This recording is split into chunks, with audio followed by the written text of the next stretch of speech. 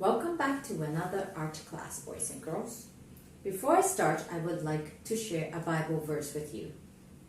Then the Lord said to Moses, I will rain down bread from heaven for you. The people are to go out each day and gather enough for that day. In this way, I will test them and see whether they will follow my instructions. On the sixth day, they are to prepare what they bring in, and that is to be twice as much as they gather on the other days. Exodus chapter 16, verse 4 to 5. Now we know the setting of this Bible verse. These are the Israelites leaving Egypt and heading towards Promised Land. Remember, they were stuck in the desert for 40 years. Now they had to depend on God at night for the pillar of fire. And they had to depend on God for food. God promised to rain bread down for them from heaven. But God also said that I will give you enough just for the day. So as we look at this and we look at our situation, we might have work piled up, or we might have work that we have to look forward to. But know that God has provided enough for you for today. Just as you go through this week or the weekend, just know that God is there. He is providing for you every single day. And He can see far, far, far beyond what we can see. So trust that. Let's take a look at what our friends did last week. So what I have here is Kristen. I like the way you use paper collage here. You've really demonstrated the process of how the color mixed. My favorite picture is the last one, where the yellow and the red mixed together. You can almost see the lines of yellow and red, and it really creates a lot of movement. Lots of artists have done this type of method with their painting, just like Van Gogh, which we'll be looking at, and also some other artists. That way, your eyes actually will mix the color on its own. So let's take a look at Astrid and Nathan's picture. Now, both of them chose to use show me pictures of the candy mixing together, but all three primary colors. Now in Astrid, you can see clearly as the color is dissolving from the candy. And then in Nathan's picture, you can see that when the three color mixes, what do we get?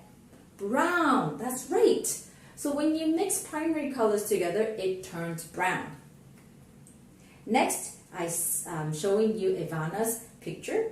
Now she has blue and red. Now I don't know why the blue is not very strong, but I wanted to show you that when we mix blue and red, we get violet. Now you guys are grade 1. I remember when we did the flower project. Remember when we made the clay flowers? Some of you wanted to make violet, but it was very hard to do. And the same thing here with the candy. Blue and red is actually very hard to make. That actually brings me and leads me to think about, in the Bible, they talk about violet being the royal color. Only the king and the princess can wear it. Why? Maybe because it takes a long time to make violet. I just thought about that connection. So, last week we looked at Van Gogh's self-portrait here. Now let's take a look. I have the self-portrait and then I have a little clip on the side. Which part of the painting do you think that comes from? Does it come from the shirt? Is it the paint palette? Is it the canvas? Is it the background? Is it the hair? That's right, it is the hair. If you look closely, if you look from far away, you can see that the hair is like a ginger color. But when you look closely, there's actually green, blue, red, white, yellow, and brown. So our eyes actually mixes those colors when we see from far away. So let's take a look at this other artist. Here, this is an artist by the name Georges Seurat from France. And you look at this picture with your eyes squint, then the color starts to blend and you will see movement of the picture. Obviously the picture is not moving, but your eyes actually mixes the color, and that in itself creates movement. And if you look at the river, if you squint your eyes and look carefully, it looks like the river is moving. And the light looks like it's twinkling against the background. All right, time for another science experiment. Last week, you mixed color together. This week, you're going to separate the colors. It's so exciting. So, the process of separating the colors called chromatography. Now, that is when we separate colors. How do we do that? So, you are going to learn to separate colors, observe, and come to a conclusion. Conclusion means look at what happened and then think of the result and how it connects. And what you're looking for color separation, and also the different primary colors that makes up secondary colors. What you will need, it will be coffee filters. Now, if you don't have white coffee filters available, you can use kitchen paper towel. If you don't have kitchen paper towel, you can use toilet paper. But coffee filter works the best because of the long fiber for the water and color to travel. Next, you will need primary and secondary color water-based markers. It has to be water-based and not permanent, otherwise it won't work. Water, cup, and tape. So I'm going to show you the demonstration, but before you watch the demonstration, I'm going to show you a video from MoMA, which is a very famous gallery in a museum in the United States that talks about how people are affected by one of Van Gogh's painting called A Starry Night. And in that painting, they zoom in and you can see up close of the painting, and you can see the movement of color in that little video. So if you have any question, feel free to email me. Have a great day. It's like a torrent, it's like an avalanche, there's just so much energy. On a very visceral level, it just reminds me of like a lavender cupcake because the icing, it's so thick and so layered, it's so scrumptious. The swirls, the patterns, the movement, dark lines that surround all the houses at the bottom there. The village is more stable and quiet, but everything else around it is rumbling and flowing. Well, the sky expands beyond this place. I'm going to go beyond this place, you know. What you're picking up is his emotions. I see the stars pirouetting and creating their own dance, almost like a meditation. I was hiking in New Mexico. It wasn't like these stars that were so far away. Like the universe was like around you and not this thing a million miles away. And I see them as a beautiful. I think it allows people to dream.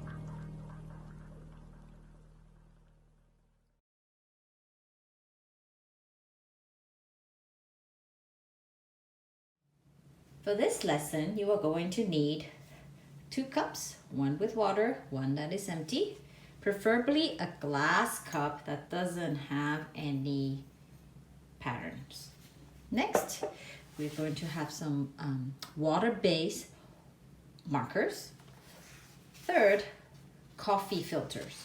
If you don't have coffee filters, you can use paper towels, and if you don't have kitchen paper towels, you can use white toilet paper, but that's the last resort.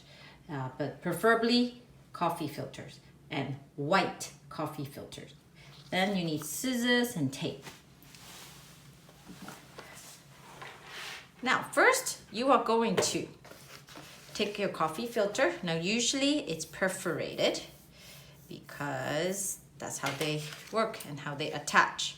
We're going to cut those perforated part off. Okay. Now you have this shape here. Oh, look like a smiley face or a collar. We're gonna cut them in strips.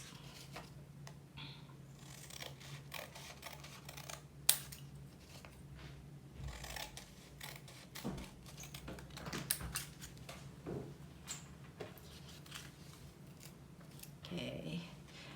Now the reason we use coffee filter is because the fiber in the coffee filters are longer, and it makes it easier to for the color to separate. Here we go. So I have a couple of strips here. Now remember, you have to use water-based markers, otherwise it might not work. So I'm going to start off with one. You can pick whatever color you want first. Let's try green.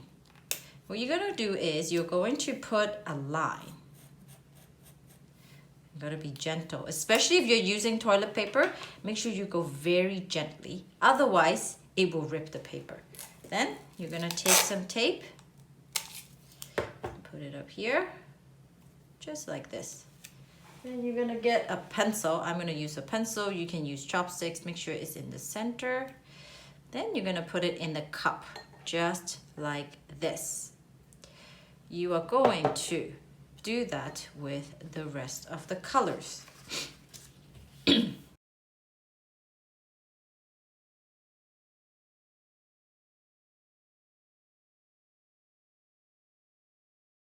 All right, so now you should have all the primary, which is red, yellow, and blue, and the secondary color, which is orange, violet, and green, and you're gonna do black.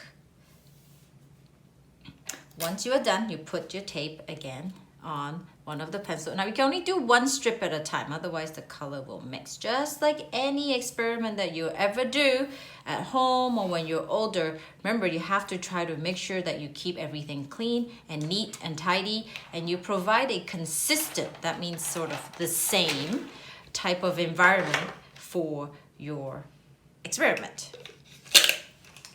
So once you have that, if you look, the cup is, the strip is halfway, more than halfway down. Well, I'm gonna pour water just until it touches the coffee filter. And be careful not to touch the paper. So I'm gonna pour it in, and it just as it touches the coffee filter. Now you wait and you watch what happens. You will see the water being absorbed, and it will slowly travel up the coffee filters.